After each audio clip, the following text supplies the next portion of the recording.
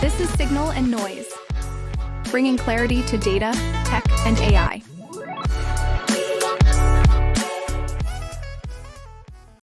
Day 2, Possible Miami 2026, with Adam Woods, the new Chief Product Officer of Incubeta, Yep. Right, which is an international agency, independent agency. You guys have been around for a while. Performance indie agency, been around for many years, yeah. Yeah, and we were both just commenting on how neither one of us has been to a single piece of content. I've been producing a lot of content, Yes. but I haven't been to any content. In fact, I don't know where to go. I've walked by the couple of times. There's a conference down there. Yeah, there's a conference down there, but we're up on a beautiful balcony. And Adam and I have gotten to know each other a little bit over the last couple of weeks. And, what I kind of was thinking about as I was walking halfway across the possible universe, the Fontainebleau universe, to get coffee for us, was that you've just shared a lot of really interesting sort of input around the product lifecycle and building and how it's transformed you as sort of a product leader. Yeah. Right. And maybe give the audience a little background of where you kind of came from. But I think that'll lead into the story that you've told me about. That's a new story. It's not like something that you've been working on for 5 years. Oh, brand new. Yeah. Yeah. And that you've done at Incubeta in terms of kind of completely replatforming the organization, building an operating system kind of from the ground up, right? Integrating point solutions, architecting from the ground up, and doing it in this incredible short period of time, which, not just prototype, but actual stuff that can be delivered to clients. In production. Which is a big difference. Yes. Yeah. Absolutely. So I guess give the audience a little bit of your background, right? And then I think let's talk about that, because I think you've got some real interesting insights to see from a deeply technical person. Yeah. So spent about 10 years at WPP, did the holding company kind of the tour that many of us had. Absolutely loved it. Got to build some really amazing things. I was CTO of Wonderman Thompson Data. So you had a normal title then. A normal title. Yeah. Exactly. Like I did things in a certain way, right? Like I built a data and identity spine that, at the peak of it was projected across like a good chunk of the world. Yeah. And like I think about those times of building that, and it was, a significantly different approach. Right? Yeah. Like we had to kind of design things and then prototype, and it was, once you got to the place where you're like, okay, now I've got to engineer it and really take it all the way through, you start hiring developers and you have to do UI and you make really considered moves, right? Yeah.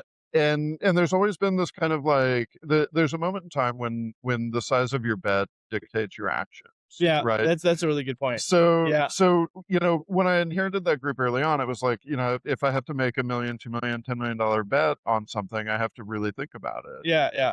And so then, what's really fascinating in this world today is we can build things at a pace that like has never been accessible to us. Like it's literally brand new. Yeah. Right? Like it doesn't, this isn't something that existed 6 months, 12 months, 18 months ago. Like which is amazing when you think about that time compression. Like 6 months ago. Yeah. Right? Yeah, exactly. Like 6 months ago, I could vibe code something pretty interesting. Yeah. Right. Yeah.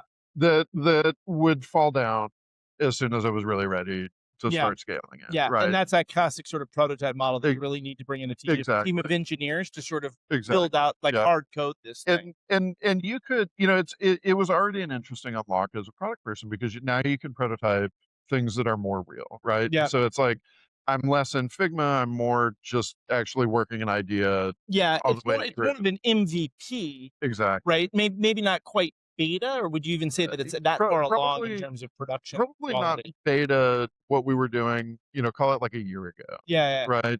And so then, I was kind of in between and really wanted to push how far personally I could take AI. Right. Yeah. And so it was all the kind of things you hear people talking about.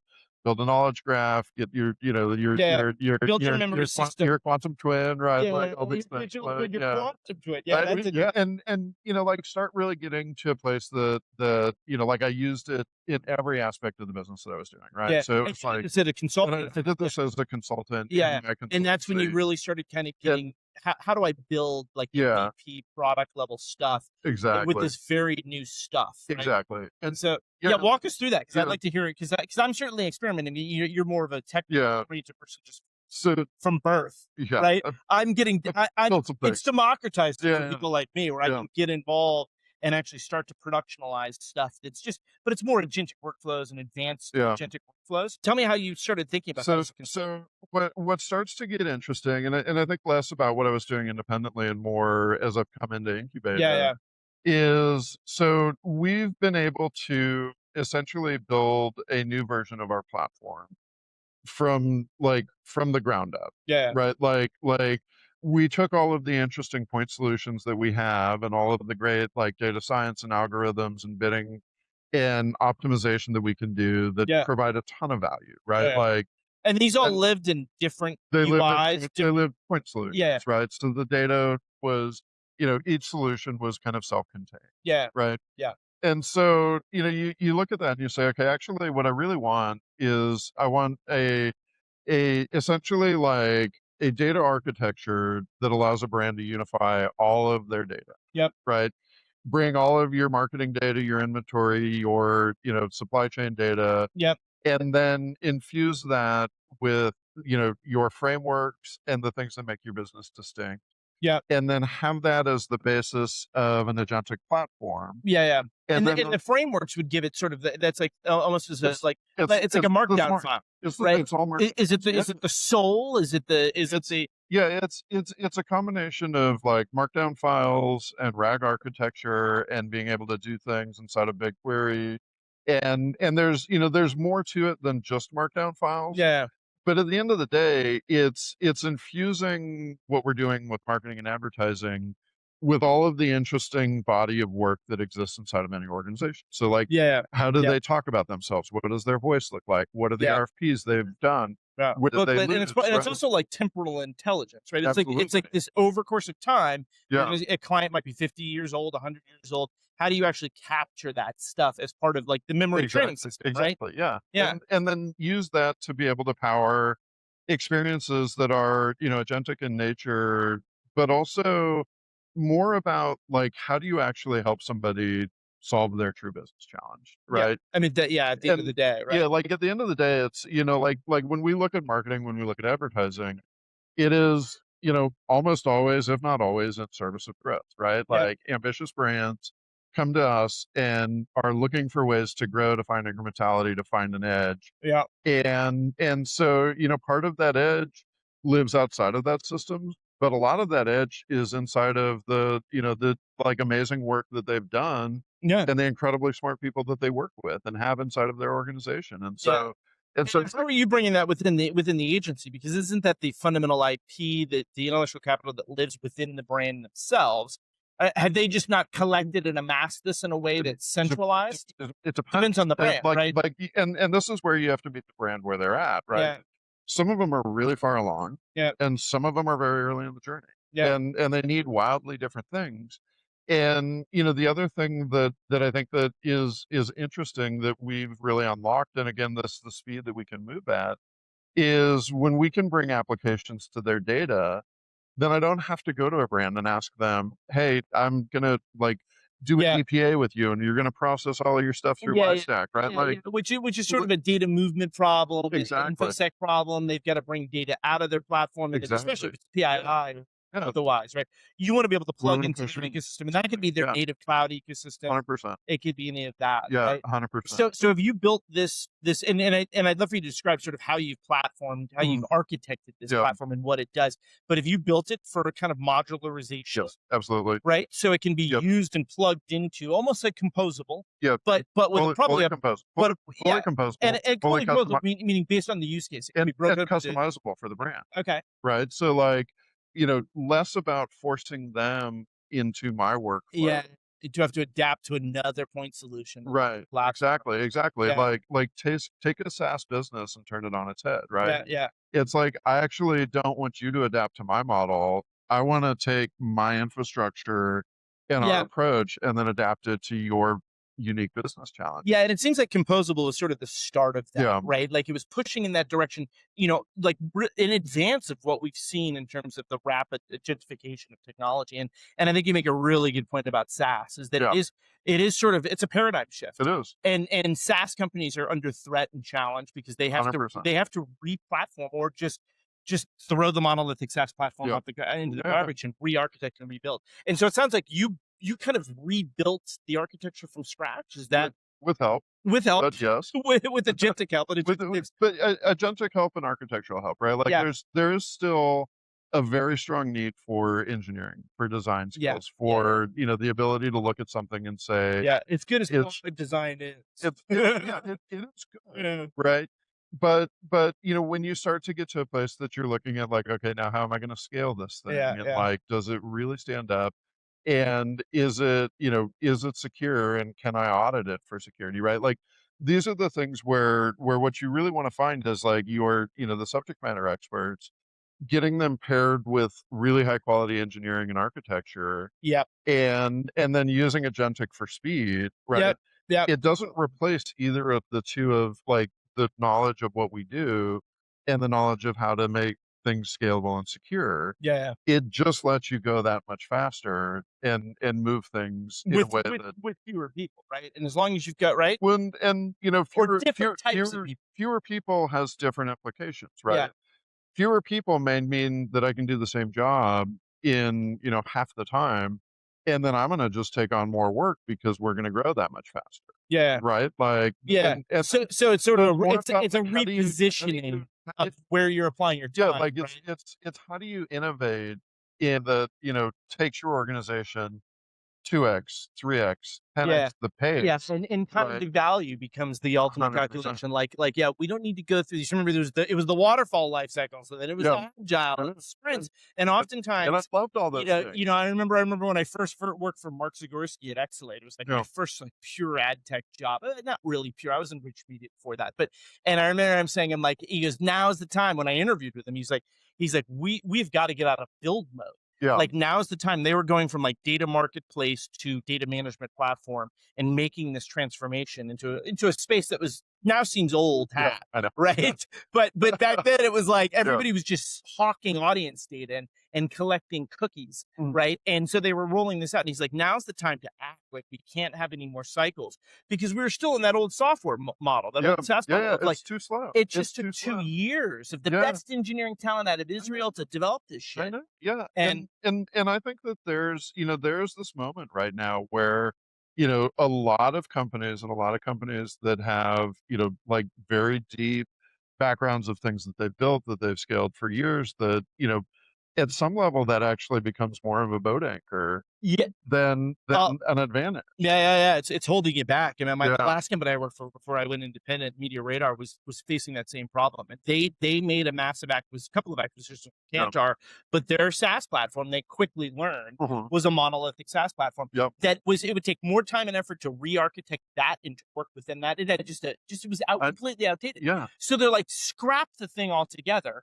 and rebuild from the ground up, and Yeah. that type of decision probably couldn't have been made 5 years ago, 10 Yeah. years ago. Yeah. Because it And would take too much time to and re-architect, I right? think like a lot of people will even struggle today right now with making that decision, right? Like, Hmm. you think about, I've put millions of dollars into something. I'm very proud of it. It's I'm just like, some cost it's a sunk problem. cost problem, right? Yeah, And so, you look at that and you say like, you know, sure, yes, like a lot of people will have the will yeah, to go do this. yeah, Some people will not, yeah, right? yeah. And Usually, the then people that have built it and that hold it close, they've yeah, dedicated times of their lives, I, and their yeah. people's And lives. and even like, one of the things, and you and I talked about this a little bit, it's like I've had to adopt like very different ways of working Yeah, to do these things. And it's it's it's challenging. It's transforming tough. yourself, but It, it's also you get kind of amped up for it because you yeah, see yourself but adapting to this change.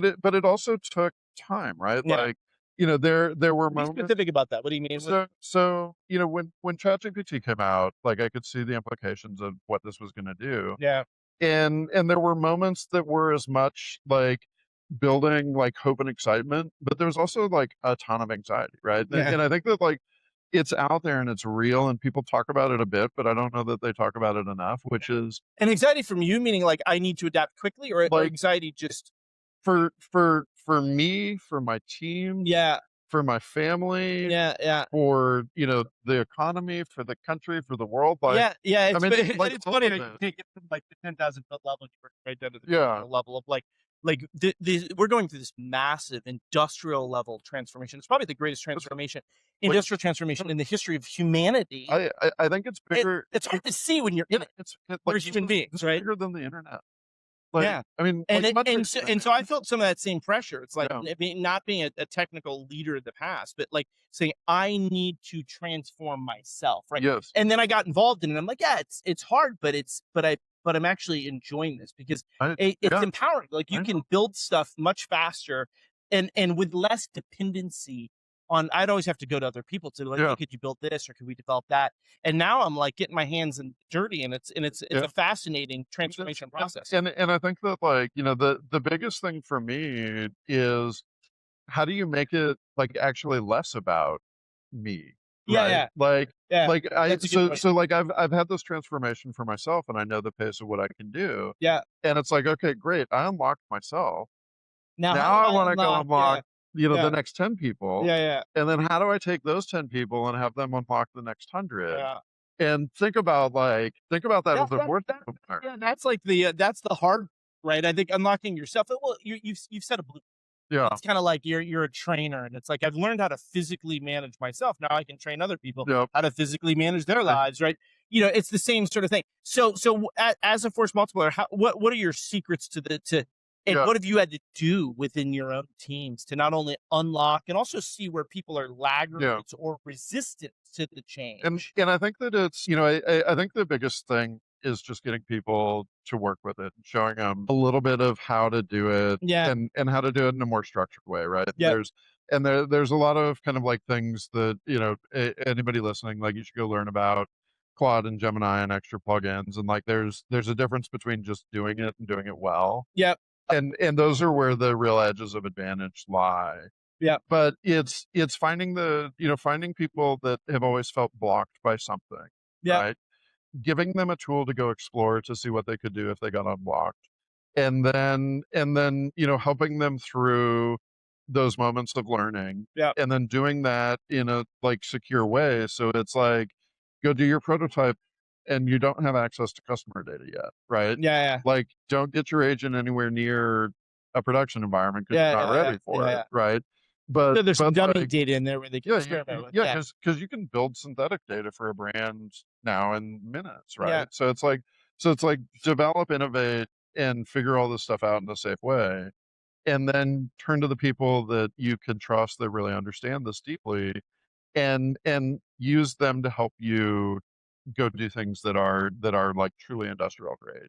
Yeah. And that's where, and that is where a lot of our competitive advantage lies, is because we know the ways to make this industrial, because we've got a team of people that have built these systems that, that are world spanning, that are very large. You've seen, so that's the positive part. You've got champions, you've got people that have leaned in. Where have you seen other change management that around people that weren't able to sort of adapt to that either held on to things that were pulled too tightly, or engineering teams, like you talked about how you have an engineering teams in a whole bunch of different places, but you don't necessarily need the FTE load that you had in the past. And I think that's where, and again, like I'm too early into this to have the final answer. Yeah. There, do we need the same skills? No. Right. Like that's clear. And so I think that anybody, like anybody that's trying to hold on to the way that an engineering job was run, like 5 years ago. Yeah. Like you need to adapt. Yeah. Like the only thing I the core competencies. You might understand Python or whatever. Yeah. And now just adjust. Skills. Adjust to how you you implement this to do work for structured thinking, security, scalability, design. Right? And systems thinking. Yes. Yeah, I think that's critical. And I think you made that point earlier. Is like the strategic systems thinking oriented roles, and we talk about this a lot at the pod, are sort of best advantage, which is unfortunate for the people like my kids that's going to come right out of college, right? That doesn't necessarily have the younger people earlier in their career. No, I struggle with where if you're building an agentic workforce under you and they're spawning teams and you've got different functions, right? you have to kind of know how that works. You Yeah. have to know how that's architected from almost a business strategy and functional And strategy perspective. and Right. and when it goes off the rails, you need to be able to see that. Yeah. And like And ask the questions and interrogate it the right way and put in the right government. So how have you thought about, like, speaking of, I think that's, how have you thought about governance frameworks and setting up, you know, 100%. reducing hallucination, reducing failure rates or error rates, and bug rates, and all that kind of stuff. Those are, you know, some of the ways that, like, you know, there's a difference between just using something like Gemini CLI and using it well. Yeah. Right. There's a difference between Claude Code and using it at the highest end you possibly can. Yeah. And it is the difference of pace, right? Like if you're doing really structured design that leads you into, you know, good plans that you implement with multi-agent kind of like activities inside of the way that it's building. Yeah. It works incredibly well. And if you're kind of just, again, like vibe coding and like your one agent that's doing some shit and you like turn it around a couple of times, like that's not where you get to the stuff that I'm talking about. Yeah. So how do you get to the stuff that you're talking about? You learn. You learn. Yeah. You learn. And so how do you see where this particular platform, what are you calling the platform? The Seamless Suite. The Seamless Suite. How are you thinking about this platform in the larger ecosystem of agency, Holdco, and other independent agencies, platforms, operating systems? We've talked about this. I've heard perspectives where from pretty senior agency execs, George Musey was the guy that we had on this pod a couple of times here as well as before, has said that there's a lot of operating systems out there that are honestly point solutions, which you've addressed, right? With like an AI wrapper. They have the true data integration, tech integration, memory system, right? That starts to capture and encode all of that stuff, right? So for better decisioning going forward, and you can track it back and up. Like, are you seeing that you guys have a role to play in terms of differentiating Absolutely. true artificial intelligence as opposed to sort of, faking it? Having built it and rebuilding it from scratch, right? Using all of the great learnings that we've got over so many years of research, right? Custom making it for the type of problems that we see every single day. And then really leaning into, part of what the differentiation of Incubeta is, it's the service, right? Like we're not out there building a self-service platform for you to use. We're out there helping brands grow their businesses with a highly consultative partner that works across the entirety of their agency staff. Right? And I think the key part is that from a tech perspective, it's a consultative partner, but we're actually enabling this within your own ecosystem, which is going to help you preserve that IP, to build it, to manage the capabilities that you've built, right? So that they've got it in-house, because that's what these companies need. They can't have this fragmented process with multiple data warehouses. And you say in-house, and I don't even know that that's the right construct, right? Like some brands want to be in-house. Some brands want to work with agencies. Some brands want to work with us as an agency. Some brands actually work with us as one of many agencies. Right. So it's like find where you produce value and go maximize that. Right. And I was thinking more of like plugging into their architecture as opposed to the rip and release. 100%. Versus or forcing them to come into your environment to do everything, right? Which is just another platform. It might be 50 or 60 that they currently use that they have to log into and learn. It's like, let them operate where they're going to operate. So what else? What have you heard here at Possible? And I know we're baking under the sun, right? We're probably going to have to retire to a cool place in a couple of minutes, but we'll finish this with final thoughts of you've had a lot of conversations here. Obviously, there's a ton of talk about AI. You're on the front lines of something that's super innovative, and it sounds like you're amped up and excited, probably more so than any point in your career. Absolutely. It's a transformative personal experience, a transformative tech experience, organizational. Like I'm learning more than I have in a very long time. And I'm loving that. And it's like that's kind of why we get up and go to work a lot of the time, right? Absolutely. And like that's why I went independent, where I was like, that's what I want, and I feel like I'm in a box, like where I currently am. I want to build and I want to learn and develop. And I realized that we were facing just a transformative moment that I'm like, there's no other better time than now to jump into this. Oh, no, absolutely. So what have you heard at Possible, just to sum it up? Are you seeing a lot of smoke and mirrors? Have you gotten inputs in this? I think that it's, that a lot of it is real. Like in a way that maybe a year or two ago was not quite there. So I think it's really that transformation about like, more and more companies are doing interesting, innovative things coming from a lot of directions Yeah. and doing it to enterprise grade, but doing it incredibly fast. Yeah. Yeah. And it's like, And I think in the last year, I'd agree with you. yeah, You've seen from what was sort of theory, hypothesis to where you're actually seeing like prototypes, yeah, you're seeing demo solutions and that are living up to that the are real. promise, Yeah, right? And now we'll just see if they actually deliver the outcomes. Right? I mean, that's going to be the sort of next battle. It's like yeah, once these are implemented on the client side, are they showing efficiency gains, performance gains, outcome gains, right? Like, yeah, I think yeah, that's going to be where the rubber meets the yep, road of like, it is worth the investment. 100%. Right. Hey, well, thanks everybody for joining us. Thank you, Adam. That was great. We'll get back into the air conditioning. It's about 95 degrees out there. So we're both sweating through our shirts right Yeah. now. And we'll talk soon. All right, great. Thanks, man. Yep.